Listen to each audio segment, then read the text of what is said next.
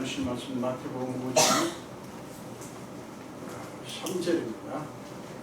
마태복음 5장 3절 8절만 함께 한 목소리로 읽겠습니다. 심령이 가난한 자는 복이 있나니 천국이 그들의 것이며. 아멘. 제가 한 번 더 기도하겠습니다.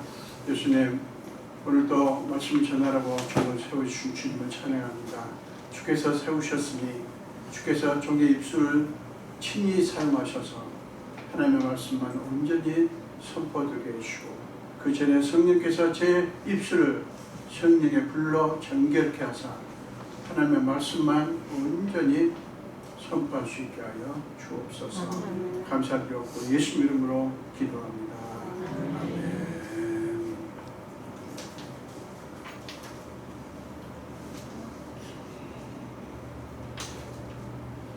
네, 오늘 함께 읽으신 말씀으로 심령이 가난한 자는 복이 있느냐는 제목으로 함께 말씀을 나누도록 하겠습니다. 본문은 팔복 중에 첫 번째 복이에요. 첫 번째 복, 심령이 가난한 자는 복이 있느냐는 말씀입니다. 심령이 이 마음이죠, 하트죠. 심령이 가난하다는 것이 축복이라는 말씀이에요. 근데 솔직히 여러분, 가난이라는 말 별로 그렇게 반갑지 않죠. 이 가난에 찌든 삶을 살았던 사람일수록 가난이라는 말에 대한 거부감이 더 큽니다. 저도 그래요. 가난이 정말 싫어요. 그런데 예수님께서는 지금 그렇게 말씀을 하시는 거예요. 이 가난이 여러분, 우리 다 경험했지만 때로 자존심을 상하게 합니다. 그리고 그래서 수치심을 느끼게 돼요. 이 가난이. 여러분도 경험했는지 모르겠지만 저는 참 많이 경험을 했습니다. 그런데 예수님은 심령이 가난한 자가 복이 있다. 물론 심령이라고 그랬지만 이렇게 말씀을 하신 이걸 우리가 어떻게 이해를 해야 될까 하는 거예요. 여러분, 우리가 가난이라는 말에서 오는 느낌을 여러분 다 갖고 계시잖아요. 그리고 가난이 어떤 것인지 여러분들이 아시고 그러실 것입니다. 근데 이제 그걸 생각하시면서 한번 말씀을 같이 나누도록 하겠습니다. 심령이 가난하다고 하는 것은 무엇을 의미하는 것이고, 심령이 가난하면 뭐가 어떻게 되기에 예수님이 심령이 가난한 자는 복이 있다라고 말씀을 하셨을까요? 이게 오늘 우리가 같이 생각해 볼 목적이에요. 심령이 가난하다고 한 게 뭐냐? 심령이 가난하면 뭐가 좋은데? 어떤 일이 일어나는데? 예수님께서 이렇게 말씀하셨을까 하는 거예요. 자, 여러분, 가난에 대한 느낌은 갖고 계시죠? 가난이 뭔지 아시죠? 오케이? 가난하면 일단 좀 불편하기도 하고, 불편하면서 이제 그걸 면하고 싶은 욕구도 있으면서, 가난한 상태는 뭡니까? 많은 것들이 없다는 거잖아요. 모자라고. 그래서 뭐가 있으면 좋겠다 하는 그 어떤 그 갈급함이 있잖아요. 근데 가난하지 않았던 사람들은 그런 부분에서는 갈급함이 약하죠. 자, 그런 걸 염두에 두고 한번 생각을 해봅니다. 여러분, 이 8가지의 복이 다 지난주에 말씀드렸듯이 기독교의 본질을 보여주는 거예요. 그런데 특히 이 첫 번째 복, 심령이 가난하다고 하는 거, 이게 기독교 본질 중에 본질이에요. 핵심이에요. 핵심. 여러분, 기독교의 본질이 뭐죠? 예수를 믿는다는 건 무엇이고, 우리는 왜 예수를 믿습니까? 저와 여러분 왜 예수를 믿죠? 예수를 믿어서 얻고자 하는 게 무엇이기에 우리가 예수를 믿는 것일까요? 우리가 예수를 믿어서 무엇을 얻으려고요? 자, 예수를 믿으면 물론 문제들이 해결되거나 또 경제적인 상황이 좀 좋아지거나 병이 낫거나 혹은 뭐 여러 가지 이런저런 눈에 보이는 어떤 축복들이 분명히 주어집니다. 그래서 그런 것들을 얻으면 우리는 어떻게 생각합니까? 하나님이 나와 함께 하시고 하나님이 나를 사랑하신다라고 생각할 수 있어요. 맞아요. 하나님은 우리를 사랑하시고 우리에게 그래서 우리에게 여러 가지 축복들을 베풀어 주십니다. 그러나 우리가 기억해야 될 것은 그것이 기독교 신앙의 본질은 아니에요. 즉 우리의 필요를 얻는 게 신앙의 주 목적이 아닌 거예요. 그런 부분에 있어서는 차라리 불교가 더 나을 수도 있어요. 제가 이게 오해 소지가 있는 말이지만 그들은 비나이다 계속 하는 게 다 뭐냐면 잘 되고자 하는 거예요. 비나이다. 그리고 우리 어머님도 뒤에 장독이 있는데 거기다 찬물 물 딱 얹어놓고 비나이다. 아, 얼마나 그렇게 열심히 새벽에 더우나 추우나 그렇게 하시는지 몰라요. 그러면서 뭐예요? 다 원하는 게 뭐예요? 필요한 것들을 채워달라는 거죠. 자, 그러나 그것이 기독교도 오히려 기독교가 어떻게 보면 하나님께서 모든 천하 만물의 주인이시고 다스리고 계시기 때문에 사실은 예수를 믿는 게 훨씬 더 그런 면에서도 필요한 것입니다. 그런데 그게 신앙의 본질은 기독교 신앙의 본질은 아닌 거예요. 그걸 위해서 믿는 게 아니라는 말이에요. 신앙의 본질은 뭔가 예수를 믿음으로써 우리가 주님이 우리 안에 있고요. 그 다음에 우리가 주님 안에 거하는 관계. 이게 좀 어려울 수 있는데 왜 제가 이 단어를 썼냐면 요한복음 15장에 보면 너희가 내 안에 있고 내가 너희 안에 있으면 무엇인지 원하는 대로 구하라. 그럼 내가 응답하겠다 이렇게 말씀하셨거든요. 그러니까 하나님이 원하시는 게 그거예요. 하나님이 우리 안에 계시고요. 우리도 하나님 안에 거하는 그런 관계. 이게 좀 여러분 애매할 수 있는 말인데 이런 거예요. 여러분들 누군가를 생각할 때 옛날에 다 연애도 해보셨잖아요. 그러면 이제 그 사랑하는 사람이 항상 내 안에 있어요. 그죠?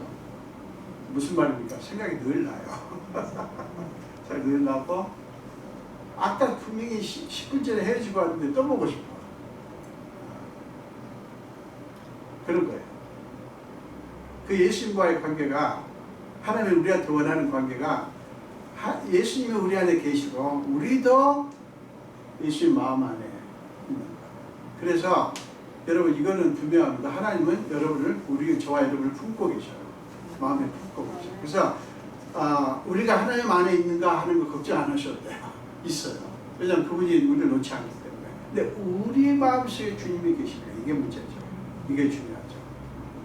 자, 그런 관계를 맺는 것이 기독교의 신앙의 본질이에요.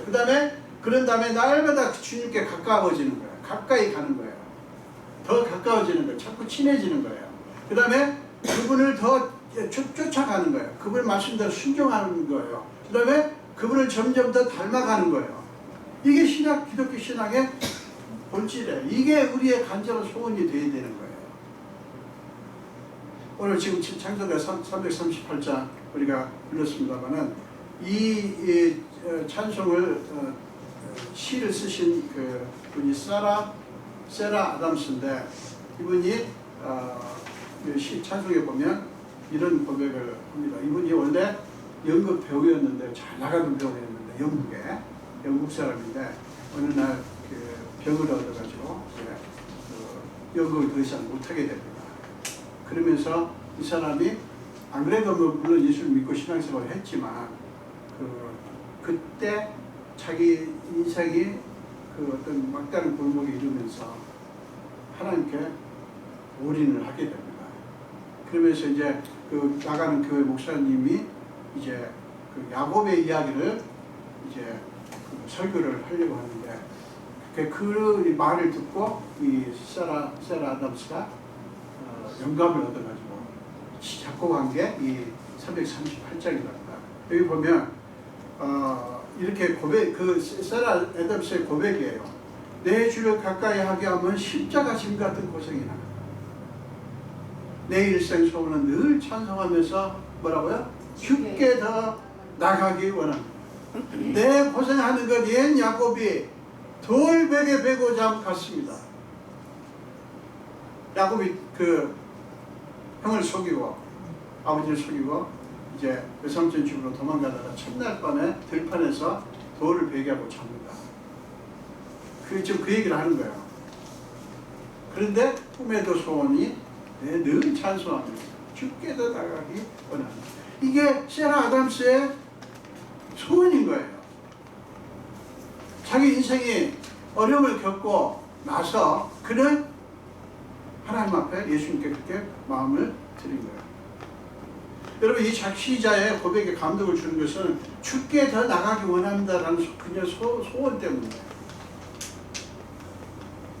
내 일생 소원은, 꿈에도 소원은 천사 날 부르니 숨질 때도록 늘 찬송하면서 주께 더 나가기 원합니다.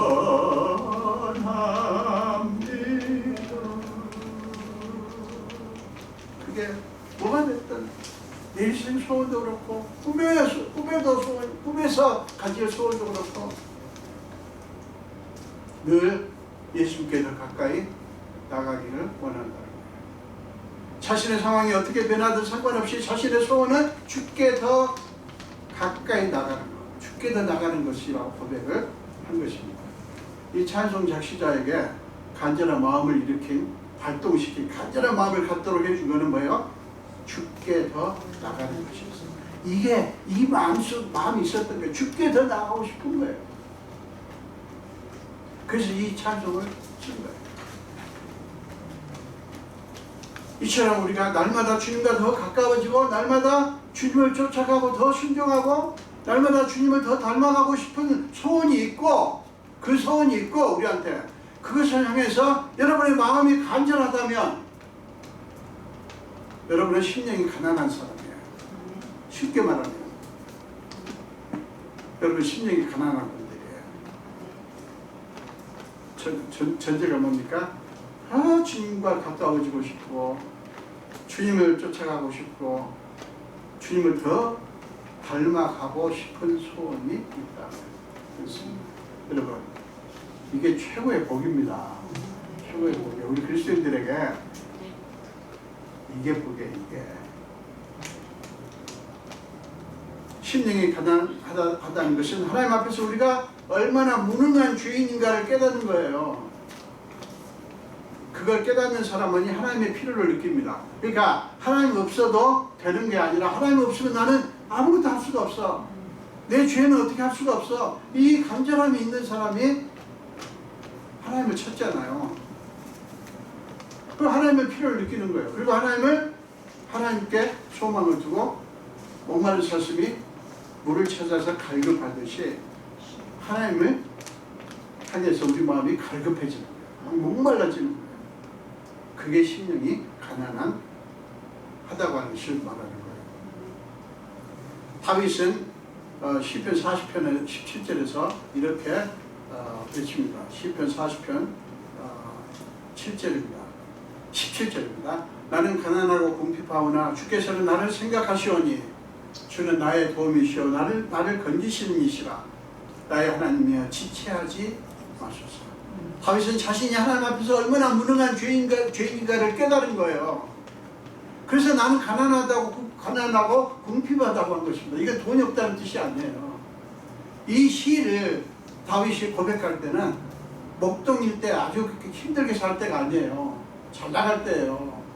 근데 마음이 가난하고 마음이 궁핍한 거예요. 그러니까 이 하나님 앞에서 자기가 얼마나 무능한 존재인가를 깨닫고 이렇게 간절히 하나님을 찾은 거예요. 또 시편 42편의 시인도 다윗처럼 이렇게 부르짖습니다. 시편 42편 5절입니다. 내 영혼아 네가 어찌하여 낙심하며 어찌하여 내 속에서 불안해하는가. 너는 하나님께 소망을 두라. 그가 나타나 도우심으로 말미암아 내가 여전히 찬송하리로다. 낙심하며 불안에 빠진 이 시인은 스스로에게 하나님께 소망을 두고 그를 찬송하라고 스스로를 촉구를 한 거예요. 다짐을 한 거예요.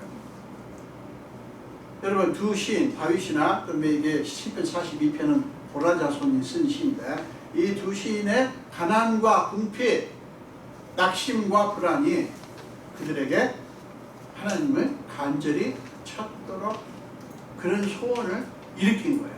발동시킨 거예요. 그런 의미에서 그들의 심령의 가난함, 이들한테 심령의 가난함은 뭐였어요? 가난과 궁핍, 낙심과 불안. 우리 마음이 불안하고 우리 마음 평안이 없고 막 짜증이 나고 막 불평이 있고 그냥 정말 그 가시덤불처럼 우리 마음이 그런 것도 이거야. 이것도 다 뭐예요? 우리가 그만큼 우리 인간이 그렇게 무능하고 그렇게 연약한 거예요. 연약함을 보이는 거예요. 이럴 때 어떤 사람은 원망하고 남 탓하고 계속해서 남을 공격하고 비난하고 뭐 이렇게 합니다. 그러나 또 어떤 분들은 하나님을 간절히 찾아요. 10편 42편이 멋있어요. 내 영혼아 네가 어찌하여 낙심하며 어찌하여 내 속에서 불안해. 그러지 마라. 자기 스스로에게 얘기를 하는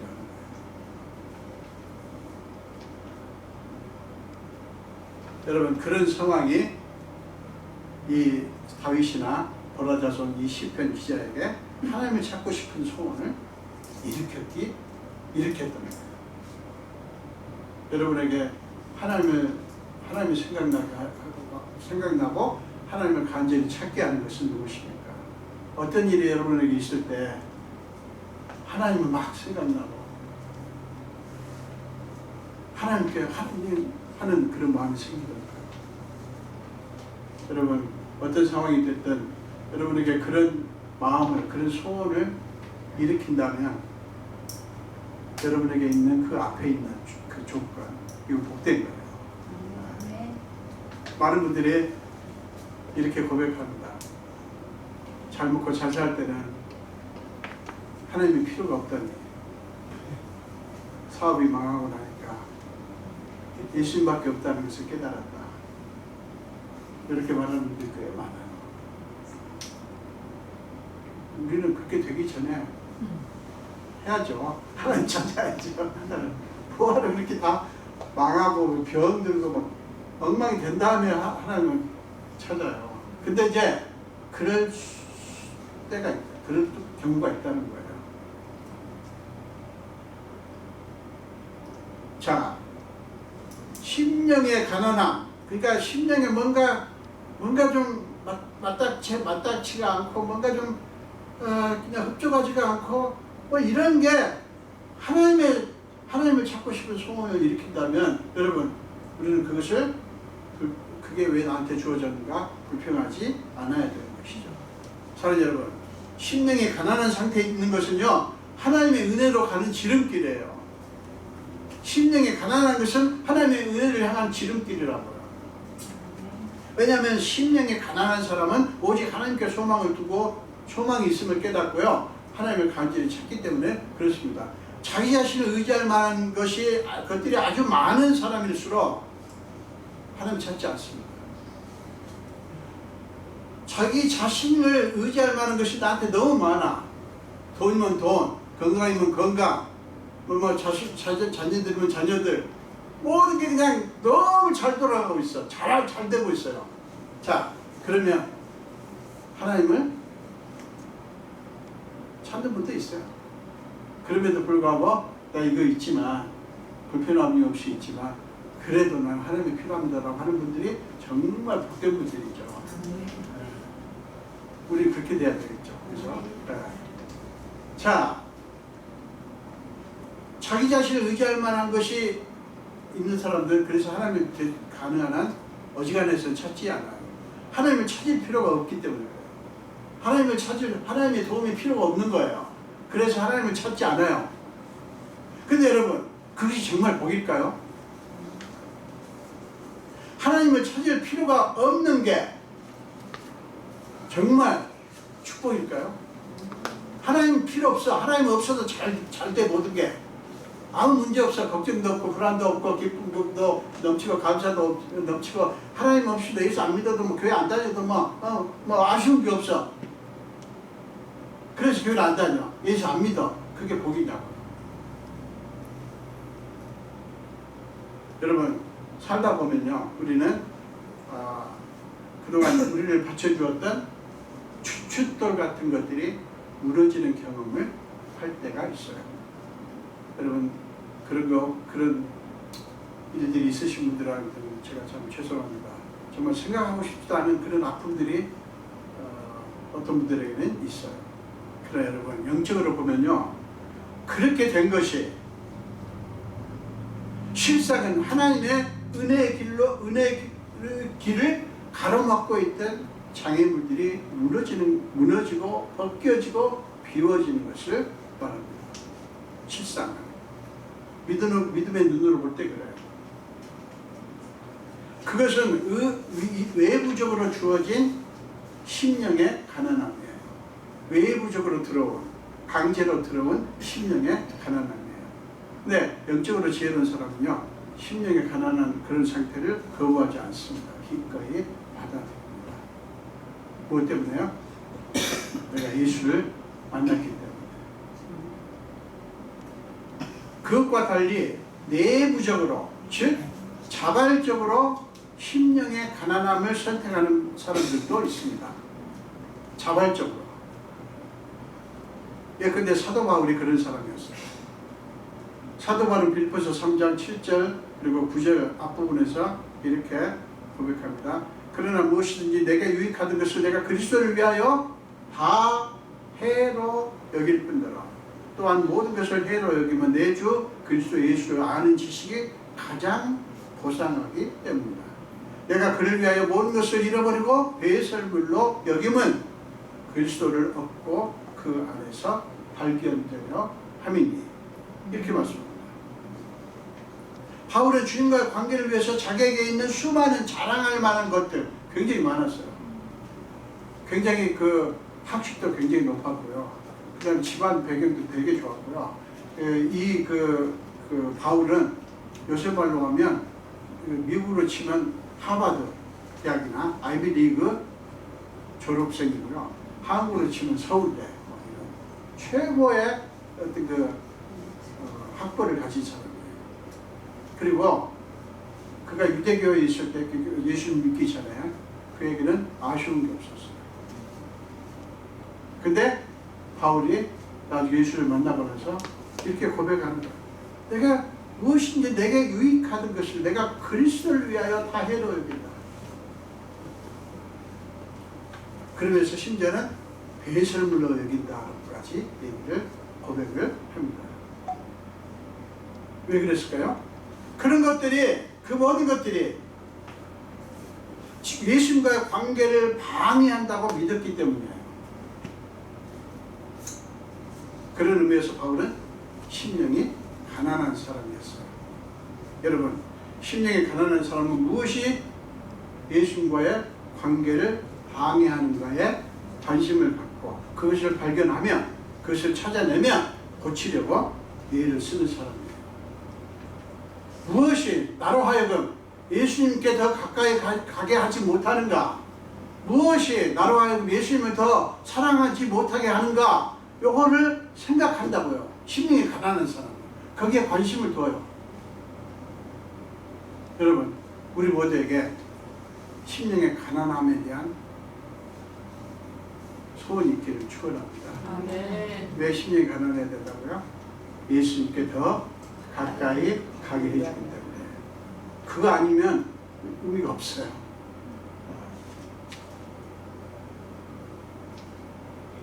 자, 바울의 다음 고백에서도 우리는 심령이 가난한 사람이 어떤 사람인가를 알 수가 있습니다. 로마서 7장입니다.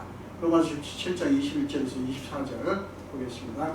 여러분은 내가 한 법을 깨달았노니 곧 선을 행하기 원하는 나에게 악이 함께 있는 것이로다. 내 속사람으로는 하나님의 법을 즐거워하되 내 지체 속에서 한 다른 법이 내 마음의 법과 싸워 내 지체 속에 있는 죄의 법으로 나를 사로잡는 것을 보는 거다.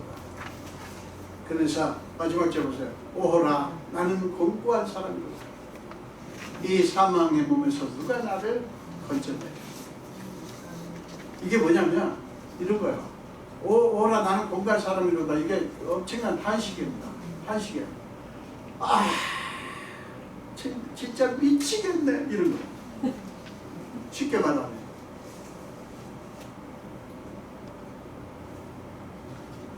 여러분, 바울은 거대한 죄의 힘 앞에서 자기 힘으로는 아무것도 할 수 없다는 하는 것을 통렬하게 깨닫고요, 탄식을 그렇게 한 거예요.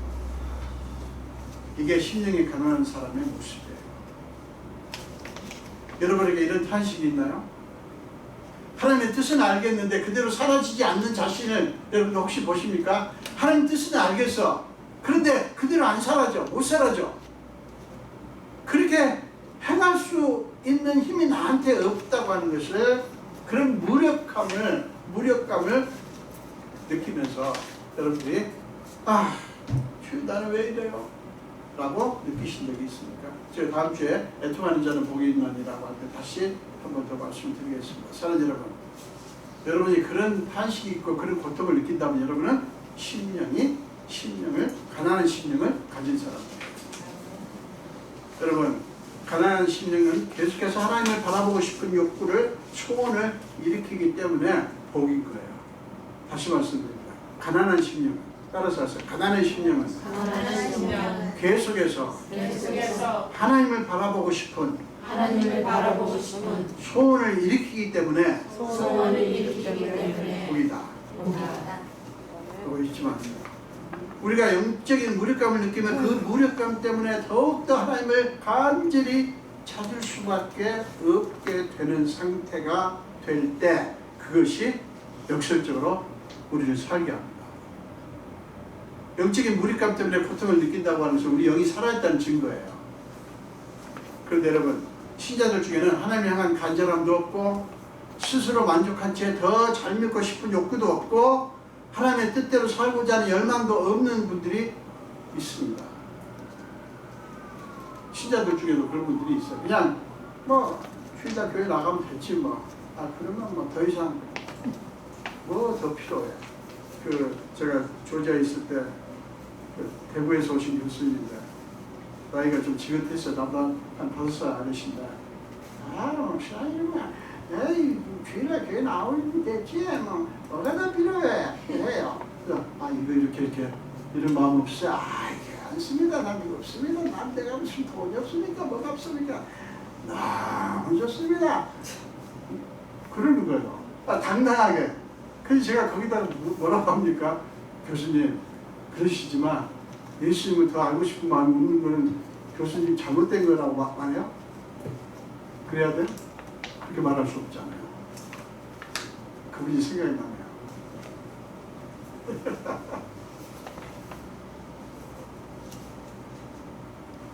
여러분, 라오디게아 요한계시록 보면 교회 얘기가 나오죠. 교회 얘기가 나오는데 라오디게아 교회가 그 중에 그런 교회였어요. 이게 라오디게아 교회는 어떤 하나의 교회를 말하는 게 아니고 한 사람을 얘기하기도 합니다. 하나님은 그 착각에 빠진 라오디게아를 이렇게 책망을 합니다. 계시록 3장 17절입니다. 네가 말하기를, 지금 라오디게아 사람들이 얘기하는 거예요. 네가 말하기를 나는 부자라. 부요하여 부족한 것이 없다. 하나 그렇게 말하지만 네 곤고한 것과 가려는 것과 가난한 것과 눈먼 것과 벌거벗은 것을 알지 못합니다. 너는 지금 나는 부자고 나는 부요해서 부족한 것이 없다고 하지만 사실은 너야말로 진짜 곤고하고 가련하고 불쌍하고 눈멀었고 벌거벗은 자다. 하나님 인간적인 많은 특권을 누리면서 자만에 빠져 착각하고 있는 그들을 그렇게 책망을 하신 거예요. 자기들의 인간적인 자신감이 하나님과의 관계를 가로막고 있다는 실상조차 깨닫지 못한 채 그들은 영적으로 무지한 상태에 빠져 있었던 거예요.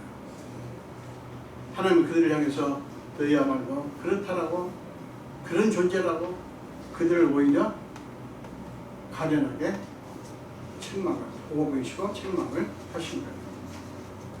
여러분, 예일 대학, 노트르담 대학, 하버드 대학의 영성 신학 교수였던 헨리 나우에는 그의 책 예수님의 이름으로라는 책에서 이렇게 고백을 합니다. 제가 헨리 나우엔 좀 소개를 좀 하고 있는데 다음 주도 아마 하게 될 것 같습니다. 헨리 나우엔이 예일 대학, 노틀담 대학, 하버드 대학에서 교수를 생활 굉장히 오래 하셨어요. 근데 이분이 그 책 예수님의 이름으로 해서 이렇게 고백을 합니다. In the name of Jesus 라는 책에서 이렇게 고백을 합니다. 학교에서 목회상담, 자기가 고백한 내용이에요. 학교에서 목회상담, 목회신학과 기독교 영성신학 교수로서 20년을 지낸 후에 나는 깊은 내적 위협을 경험하기 시작했습니다. 내 나이 50세가 되었을 때 나는 나이를 곱절을 먹는다는 것을 믿을 수가 없었으며 이런 간단한 질문에 직면하게 되었습니다. 이 질문 되게 중요합니다. 나이를 더 먹는다는 것이 나를 예수님께로 더 가까이 나아가게 했는가? 나이를 더 먹는다는 것이 나를 예수님께로 더 가까이 나아가게 했는가? 나는 25년간 성직 생활을 했건만 기도도 제대로 못하고 다른 사람들도 동떨어져 있는 편이며 긴급한 문제들에만 사주주 앞에 있는 나 자신을 발견했습니다. 모든 사람이 내가 아주 잘하고 있다고 했지만 나의 성공이, 자 보세요. 나의 성공이 나의 영혼을 위험에 빠뜨리고 있다고 말하는 내면의 소리를 나는 들었습니다. 인간적으로 분명히 성공한 사람이에요. 이분이 이때 5년 후까지 강연 계획이 세계적으로 강연 계획이 잡힌 분이에요. 그만큼 많은 책도 쓰시고 그만큼 여기서 저기서 강연해달라고 초대를 하는 그야말로 유명한 분이었어요. 그래서 자기는 이렇게 말합니다. 나는 성공했어 인간적으로 볼 때는. 근데 나의 성공이 나의 영혼을 위험에 빠뜨리고 있다 라는 내면의 소리를 들었다는 거예요. 여러분 헨리 나우엔이 그런 내면의 소리를 들을 수 있었던 것은요 무엇을 의미합니까? 그의 심령이 가난했기 때문에. 다른 사람들이 보기에는 아무런 문제가 없어 보였지만 그 자신은 무력감을 느끼며 영혼의 위기감을 느꼈던 거예요. 그리하여 그는 자신의 모든 특권을 버리고 정신장애인 공동체인 라르시로 들어갔습니다. 캐나다에 있는 곳인데요. 라르시로 들어갑니다. 정신장애인 공동체예요. 인간적인 특권은 다 잃었지만 다 버렸지만 하나님을 얻었기에 그는 이렇게 고백합니다. 나는 참으로 행복한 사람입니다. 그러면서 그 데이브레이크 라르시 공동체에서 남은 생을 살다가 세상 떠났습니다. 사랑하는 여러분, 하나님의 사람들의 진짜 자랑거리가 무엇이고 정말 참된 자신감이 뭔지 아십니까? 재물이나 명예나 권세나 유명함이 아니에요. 우리는 그거를 추구하는 사람들이 아니라고요. 거기다 가치를 두는 사람이 아니에요. 뭡니까? 우리에게 최고의 가치, 최고의 자신감을 주는 건 뭐해야 됩니까? 우리의 심령이 가난한 거예요. 주님은 그 가난한 심령을 기뻐하시고 심령이 가난한 사람에게 들어오셔서 영원히 함께 하시면서 우리의 삶을 풍성하게 채워주십니다. 그때 우리에게는 천국을 얻은 자의 삶이 이루어집니다.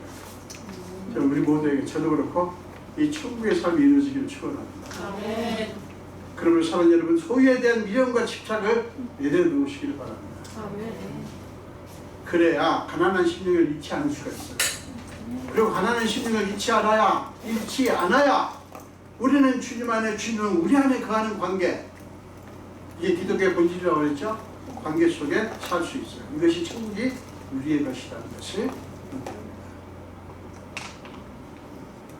자, 여러분, 온천을 얻는 것이 아니라 하나님과 그분이 주시는 생명을 얻고 그분의 은혜 안에 있어서 모든 것을 은혜 안에서 해석하고 생각하고 그래야 모든 것을 얻는 거예요. 다시 말씀드립니다. 온천을 얻는 것이 아니라, 그래서 예수님이 뭐라고 했죠? 너희가 온천을 얻어도 너희를 잃으면 무엇이 유익하겠냐, 이렇게 말씀하시잖아요. 그 말이에요. 온천을 얻는 것이 아니라 하나님과 그분이 주시는 생명을 얻고 하나님을 얻고 주님이 주시는 생명을 얻고 그분의 은혜 안에 있어야 모든 것을 얻는 거예요. 사랑하는 여러분, 오직 그것이 우리가 사모해야 될 최고의 축복입니다. 우리에게 이 축복이 있기를 주님의 이름으로 축원합니다. 기도하겠습니다. 예수님 감사합니다. 오늘도 생명 주시고 주의 전도를 불러주시고 함께 말씀 나누게 하신 주님, 예수님 말씀하신 첫 번째 복, 심령이 가난한 자는 복이 있나니라는 말씀을 같이 나누었습니다. 우리 사랑하는 성도들의 삶이 정말 예수님이 복되다고 말씀하신 그대로 우리 심령이 가난하게 하시고, 그래서 가난한 심령이기 때문에 그 심령으로 예수님을 사모하고 하나님 나라의 가치를 사모하고 하나님의 은혜를 사모하는 아름다운 믿음의 자녀들이 다 되게 하여 주옵소서. 감사드리고 예수 이름으로 기도합니다.